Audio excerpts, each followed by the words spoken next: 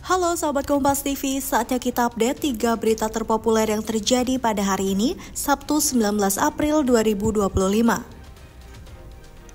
Gubernur DKI Jakarta Pramono Anung bereaksi tegas terhadap kemacetan parah di kawasan Tanjung Priok yang terjadi 3 hari berturut-turut usai libur Lebaran. Pramono menyampaikan kemacetan dipicu pemaksaan operasional pelabuhan di atas kapasitas maksimal hingga lebih dari 7.000 truk per hari, sedangkan di hari biasa kuota maksimal di angka 2.500. Pramono menyatakan kendati bukan kewenangan langsung Pemprov, dirinya tetap meminta Kepala Dinas Perhubungan memberikan sanksi sekeras-kerasnya kepada pengelola.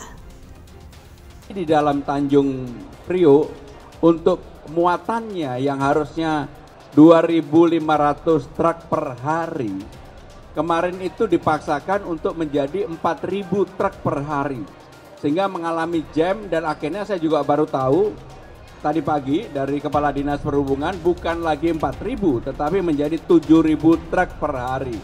Ini menunjukkan bahwa ketidakprofesionalan pengelola yang ada di Tanjung Priok. Untuk itu saya sudah meminta kepada Kepala Dinas Perhubungan untuk memberikan teguran sekeras-kerasnya, karena sudah 3 hari kemacetan ini nggak boleh terjadi kembali. Mantan Gubernur Jawa Barat Ridwan Kamil resmi menempuh jalur hukum atas kasus dugaan perselingkuhan dirinya dengan Lisa Mariana. Dianggap mengganggu psikologis serta mencemarkan nama baik keluarga, akhirnya mantan Gubernur Jawa Barat Ridwan Kamil secara resmi melaporkan model majalah dewasa Lisa Mariana ke Bareskrim Polri.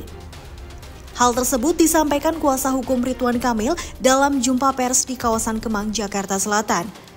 Kuasa hukum Ridwan Kamil mengatakan ini untuk menjawab somasi dari pihak Lisa Mariana, di mana semua tuduhan yang dilayangkan adalah tidak benar. Kemudian atas laporan polisi atau pengaduan ke pihak kepolisian adalah bukti keseriusan klien kami, Bapak Ridwan Kamil, dalam menanggapi adanya klaim yang dilakukan secara sepihak tanpa bukti hukum ke publik yang merugikan nama baik klien kami. Dalam laporan polisi atau pengaduan kami telah melampirkan semua bukti-bukti, saksi-saksi untuk memperkuat dugaan tindak pidana yang dilaporkan klien kami ke Mabes Polri dan selanjutnya akan menjadi ranah penyidikan. Kemudian laporan polisi atau pengaduan ini merupakan bentuk perlindungan hukum terhadap integritas pribadi dan kehormatan klien kami, Bapak Ridwan Kamil, serta upaya untuk memastikan agar semua proses berjalan secara profesional, transparan, akuntabel, dan sesuai hukum yang berlaku.